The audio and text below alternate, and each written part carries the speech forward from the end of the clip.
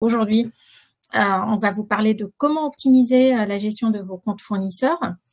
Donc, on va avoir, slide suivante s'il vous plaît, un agenda en plusieurs temps où on va vous parler des enjeux de la compta fournisseur, le processus fournisseur dans sa globalité, qui ne comprend pas uniquement la gestion des factures fournisseurs.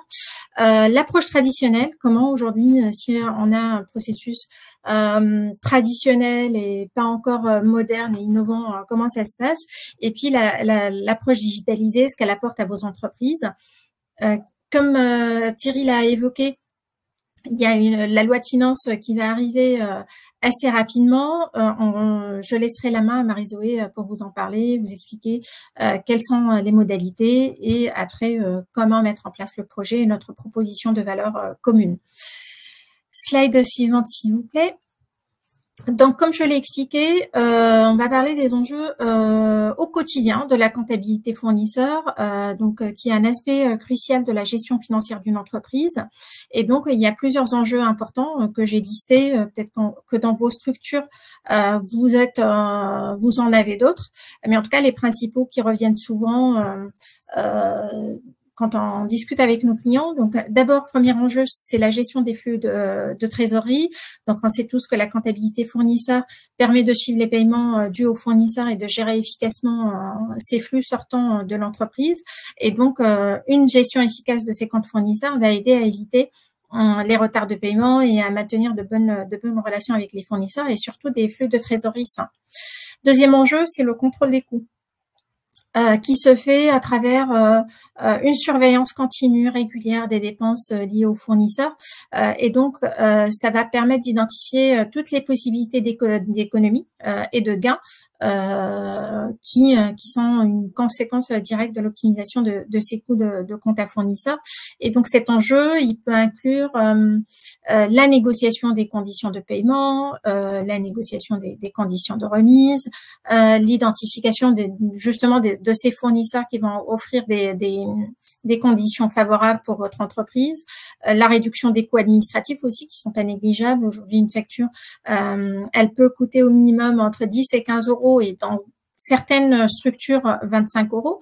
Et puis, il y a tous ces coûts cachés qui sont liés à la facture qu'on a perdue, à la facture qui est au fond d'un tiroir et qu'on n'arrive pas à estimer dans l'entreprise. Et puis le troisième enjeu, qui est d'être conforme avec la réglementation en vigueur. Donc les entreprises, elles sont souvent soumises à des obligations réglementaires en matière de comptabilité fournisseur, donc respect des normes comptables et fiscales. Mais au-delà de ce respect, qui s'entretient et qui se fait au quotidien, il ne faut pas oublier ce qui va arriver, comme on l'a cité au 1er septembre 2026, où toutes les entreprises seront dans l'obligation d'accepter des factures au format électronique structurées ou semi-structurées, ce qui n'est pas le cas aujourd'hui. Quand vous recevez une facture sous ce format-là, vous êtes dans votre droit de la refuser. À partir du 1er septembre 2026, ça va plus être le cas. Et donc, il faut aussi être conforme sur ces aspects-là d'ici quelques temps. Et puis, le quatrième enjeu qui est d'avoir une gestion optimale des risques, donc une compta fournisseur efficace, productive, doit être en mesure de réduire les risques liés d'abord aux fraudes, mais aussi aux erreurs de saisie. Et donc, il y a tout un protocole de contrôle approprié qui doit être mis en place. Par exemple, la vérification des factures, qu'elles viennent bien de vrais fournisseurs, le contrôle au niveau des approbations, les alertes sur les changements d'IBAN, sur les données de paiement ou d'autres leviers qui peuvent aussi être risqués ou en tout cas mettre l'entreprise et la compta fournisseur à risque. Et puis, donc pour résumer un peu, comme toute entité dans l'entreprise, la compta fournisseur, c'est une activité qui doit être pilotée. Donc, il y a tout un aspect de reporting et de fiabilisation des données, mais aussi d'analyse, qui vont aussi permettre de prendre des décisions stratégiques pour l'entreprise.